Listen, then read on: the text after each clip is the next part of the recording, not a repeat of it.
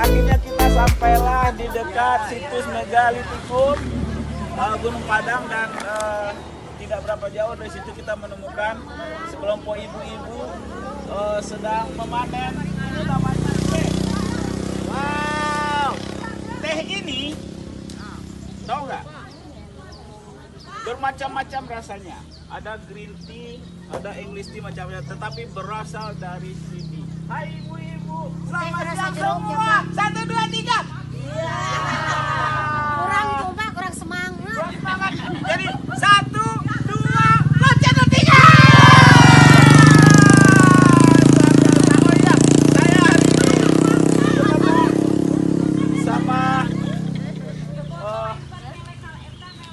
kenalin dulu dong. Sambil TikTok Pak lah. Assalamualaikum warahmatullahi wabarakatuh. Pak, kenalkan nama saya Alfi. Alhamdulillah wa luar biasa Pak. Ini udaranya sejuk, tinggi, kebun teh. Apa namanya daerah ini? Gak tahu. Namanya daerah gak tahu saudara-saudara. Oke, kita lanjut ke perjalanan. Ceria. Akhirnya kita sampai di pintu gerbang situs Megalithicum Gunung Padang. Kita akan explore apa yang kita lihat nanti, teman-teman. Sabar ya, tunggu selanjutnya apa yang kita sharing di sini. Oke. Masih tiket untuk masuk ke selamat siang Bu. Kenakan Afi. Ini Bu, alhamdulillah. Ini daftar dulu ya? Iya, daftar. Gimana daftar? Iya. Di sini nama, tanggal berapa gitu ya? Iya. Sekarang tanggal 20. 32 Bu Rahmi, 29 21 Avicennia Darwis Bogor. Aku wisata, aku kesini wisata loh. Oke, jumlah udah tadi kan jumlah. Iya. 5.000, bukan 5.000 dolar ya. 5.000 rupiah.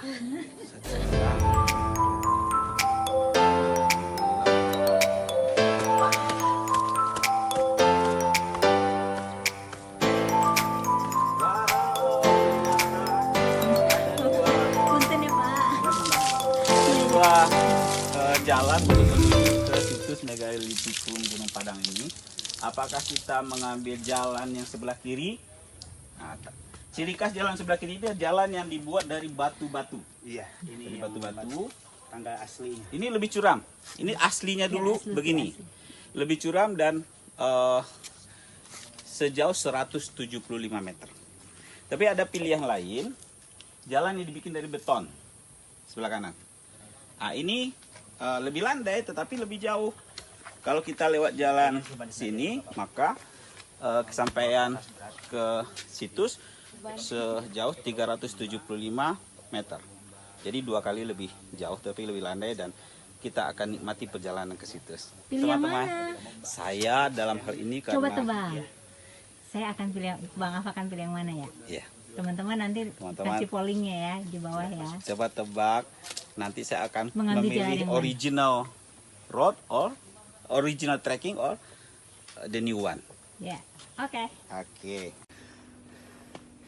Teman-teman, alhamdulillah kita sudah setengah jalan. Masih panjang dan masih tinggi. Tetap semangat lanjut perjalanan.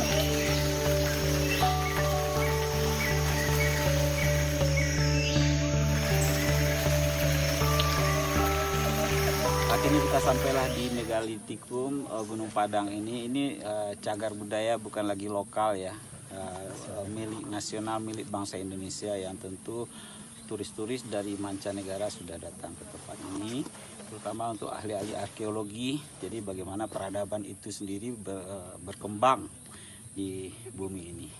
Dengan ya lumayan lah menuju ke sini itu. Saya tadi akhirnya mengambil jalan yang ada challenging, yang terjal, curam. dan akhirnya sampai di sini. Alhamdulillah ketemu sama petugas di sini. Saya kenalkan, kita perkenalan dulu. Pak, kenalkan, nama saya Afi. Ya, saya Rusandi. Wah. Bapak Ajep kalau di sininya biasanya hari-harinya rekan-rekan ini biasanya suka nyapanya Pak Ajep. Oh, Pak Haji. Pak Haji, ini apa ini, Pak? Nah, istilah bangunan zaman purbakala dulu kan ada istilah namanya candi, ada piramid, ada keraton, ada punden berundak. Nah, dari 4 level tersebut, ini salah satu adalah bangunan punden berundak, yang artinya salah satu bangunan atau struktur tanpa ada tiang, tanpa ada atap. Jadi ini ada 5 teras. 5 teras ini baru teras ke-1, ke sana masih ada 4 lagi. Cuman dari teras 2 sampai ke teras ke-5 itu posisinya mungkin agak datar gitu. Paling semacam ini ke sana lah gitu, ke dataran gitu. 5 tingkat, struktur bangunan Ya, tanpa ada tiang, tanpa ada atap. tanpa ada atap. Iya gitu. Sebesar ini. Berapa luas nih, Pak?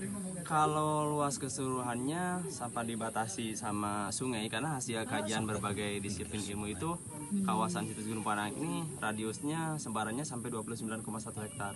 29,1 hektar. Jadi area batas sungai atau kali tersebut masih ada batu yang semacam balok ini di sana gitu. Jadi sebarannya sampai itu batas sungai, membentuk letter U gitu. Membentuk U-shape, Ya, letter U ya. karena salah satu formasi atau arah ini menghadap ke arah Gunung Gede ke sana. Kalau Melayu kan do re mi fa sol la si do ya. Kalau ini da mi na ti la katanya. Ini namanya batu gamelan, tapi nadanya 5 tingkat. Dami, natila, da lagi, Ya, da da lagi, lagi ke ada bunyi lah. ya, Jadi ada 5. da mi na ti la. Jadi Kembali lagi. ini juga 5. Ya. Terus dari Tangan, tangannya. cara tangan, gitu. Kalau membunyikan gamelan ini, beda-beda ini dami, natilada, dami, natilada. Jadi beda nih.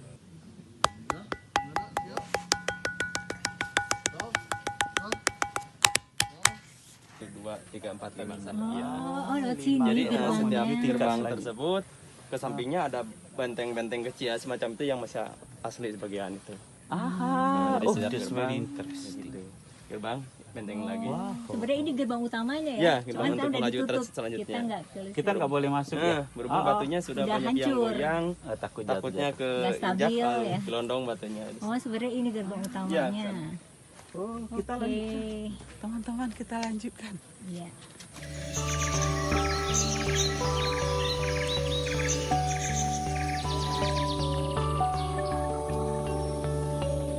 Pelan-pelan. Oh, kemarin hujan. Tapi itu nggak becek sekarang. Cepet kering ya?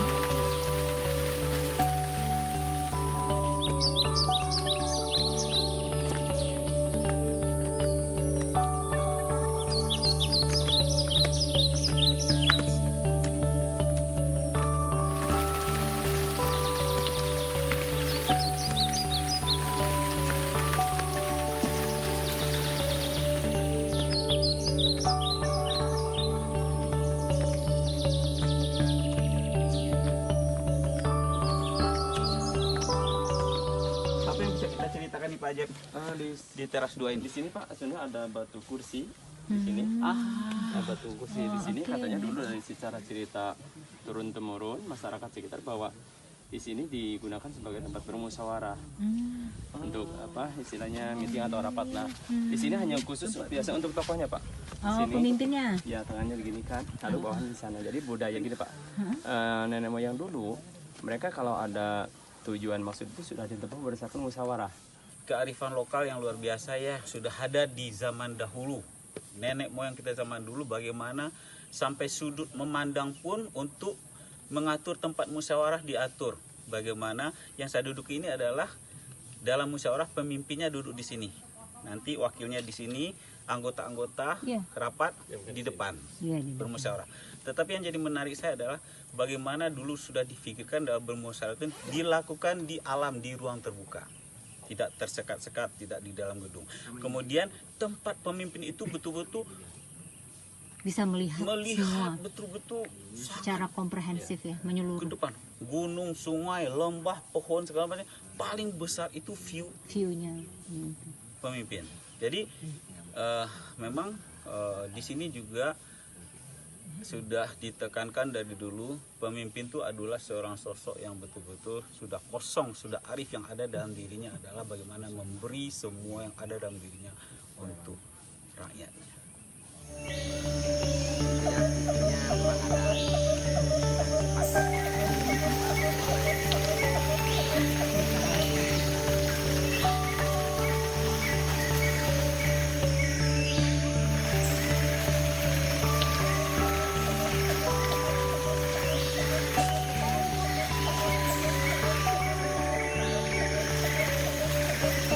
Hati-hati. Nah ini nama tempatnya Pak, kalau dicerita turun temurun masyarakat sekitar disebut tempat mahkota dunia di sini. Bahkan simbolnya ada 2 pohon ini Pak. Ini satu rumpun ada 2 jenis Pak. Pohon kemenyan dan hamirung ini menandakan pohon pasangan Pak. Kemenyan dan hamirung laki-laki dan perempuan. Bahkan musim yang uniknya Pak, musim pergantian daunnya pun suka bergantian. Ya kemarin ini baru gugur. Nah ini rindang. Ini udah rindang, misalkan ini gugur gitu aja. Selalu rindang. Iya, jalannya namanya apa? Makanya Saling di sini, melengkapi. Nah, makanya di sini ada filosofi mahkota dunia itu. Mahkota dunia, mahkota itu suatu kehormatan, dunia itu identik kekayaan, berlimpah ruah dan kekuasaan. Mana filosofinya, barang siapa diberikan kekayaan, berlimpah ruah dan kekuasaan, harus saling berbagi kepada sesama. Nilai-nilai itu. Makanya pohon ini pun menyimbolkan bersama. Nah, sekarang memasuki ke teras ketiga, Pak.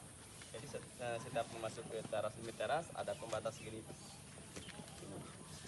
Jadi teman-teman, kita sekarang menuju ke lantai 3. Di sini dulu Teras dinamakan 3 istilahnya ya, kalau di sana. teras 3. Kalau kita zaman modern sekarang namanya lantai 3. Ya samalah teras 3. Gerbang menuju teras 3 ini selalu ada ini. Kita Gerbang. masuki setiap pergantian level dengan memasuki gerbangnya. Ada apa di teras ketiga? Kita akan tanya lagi kepada Pak Ajep tentunya. Nah di sini Pak, pembatas dari 2 ke 3 itu ada salah satu logo atau lambang. Lambang ini Pak, lambang Kujang. Kujang itu salah satu lambang pusaka Sunda Jawa Barat, Kujang, karena Jawa Barat itu kan pusakanya Kujang. Mana Pak? Ini mungkin kalau di Jawa ya, kalau di Jawa iya. itu ada keris gitu ya, kalau Jawa, seperti kalau di gambar Jawa kujang. Barat misalnya Kujang. Seperti Nah, kujang Kujang bentuknya. itu. Nah, Kujang di sini Pak mengandung makna atau filosofi atau arti. Kujang itu harus kukuh kepada janji. Artinya kalau kita punya janji terhadap seseorang harus ditepati. Itu ya. Kalau di Sunda jangan istilah ngabohong lah gitu ya, nggak boleh ibu atau ini, tapi harus kukuh pada janji, harus tepat janji Pak. Besarannya.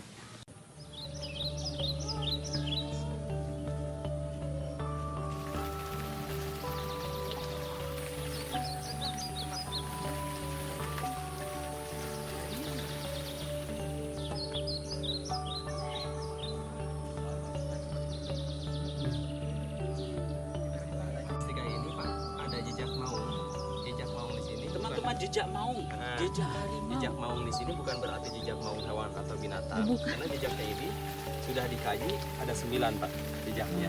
Jadi menandakan angka nilai kesempurnaannya itu bukan 10 tapi 9. Maung di sini diartikan dari kata bahasa manusia yang luhur. Unggul, Atau manusia yang unggul. Dalam arti manusia unggul itu orang yang memiliki kepribadian yang sangat luar biasa. Artinya mungkin dari etika, tata krama atau ilmunya itu punya. Sahabat, maung di sini bukan maung harimau ya, tapi manusia unggul. unggul.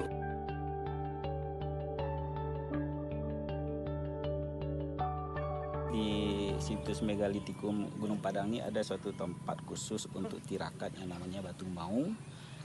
Di sini bagaimana leluhur kita dulu bertirakat adalah dengan menginjakkan 9 pancaran untuk kearifan, kemudian meletakkan tumit. Udah ada tempatnya tumit kanan di sini bersandar ke batu ini, dan tumit kiri di sini bersandar ke batu ini, dan dia duduk ini. Tangan kanan di situ. Ini. Tangan kanan di situ. Tangan kanan ke Nah, ke lubangnya. ke lubangnya di Dan sini. itu mulai tirakat. Kemudian melaksanakan tirakat bersemedi atau apapun. Jadi begitu di sini tempatnya. Saya sudah mencobakan dan saya merasakan. Merasakan apa? Kalau Anda mau merasakan, Datang ke sini. datang ke sini. Jangan ragu-ragu. Kita sekarang mau menuju ke teras 4. Nggak percaya? Nih. Tara. Teras 4. Lewat mana? Oh sini. Teras Oke. 4. Itu mas. Itu masuknya.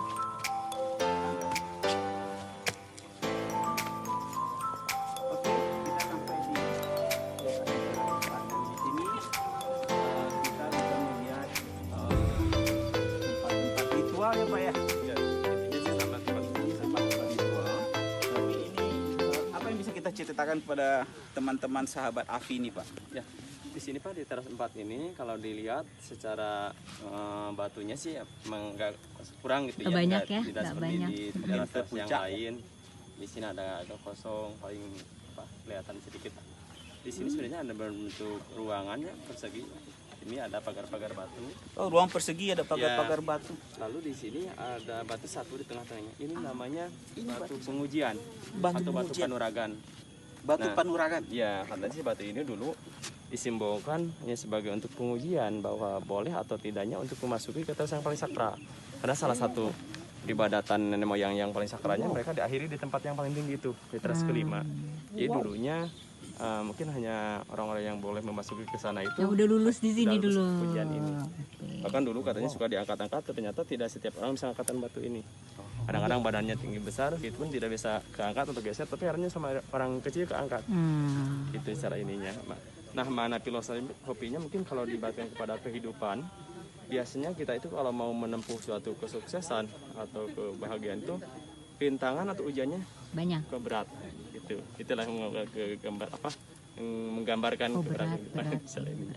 Makanya ini pun di sini ada semacam simbol untuk pengujian ke selima. Jadi pesannya teman-teman memang untuk menuju suatu level of harmony itu memang tidak gampang. Ujiannya semakin berat dan ibarat dikerucut tuh sudah di atas. Terpilih orang-orang terpilih. Orang-orang terpilih itu betul-betul harus bisa menyeimbangkan antara mind, body, and soul. Setiap perjalanan tentu ada titik tujuan tertentu. Begitu juga dalam perjalanan episode sekarang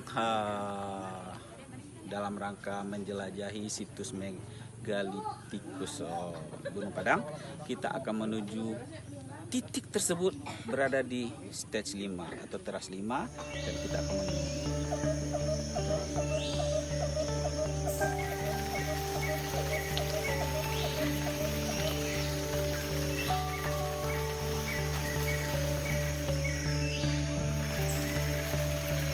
Batu pandangan, kenapa dinamakan batu pandaringan? Kita bisa sadar di sini. Dan diingat kalau batu pandaringan ini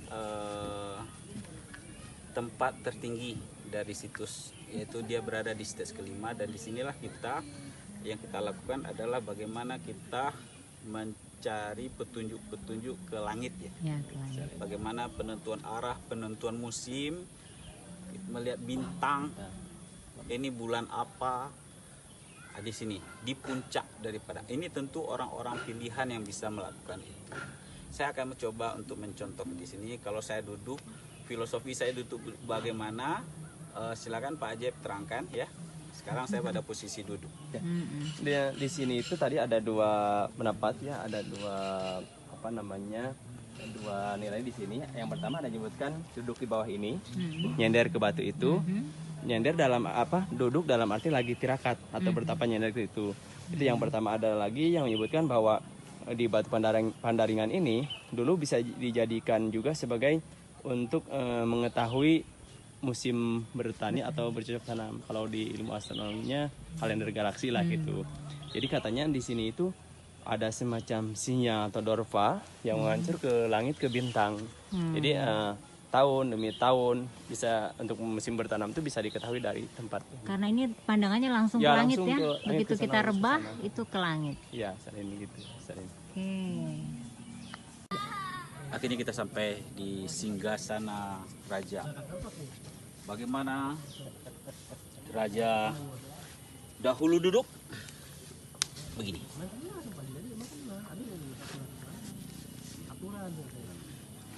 Bicara tentang singgasana raja, tentu ada suatu tempat yang terbaik di daerah ini, dan disinilah tempat suatu titik yang betul-betul sudut pandangnya terindah. Kita bisa lihat ke depan apa yang bisa dilihat dari singgasana raja ini. Apakah pemandangannya? Kita akhiri perjalanan kita hari ini, teman-teman, sahabat semuanya.